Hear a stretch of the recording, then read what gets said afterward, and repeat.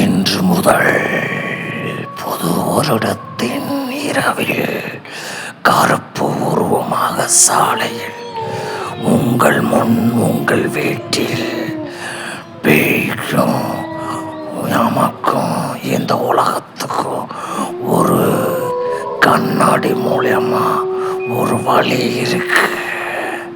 சாலையில் மட்டும் வந்துடாதீங்க. வந்தீங்கன்னா இந்த பேய்ட்ட மாட்டிப்பீங்க.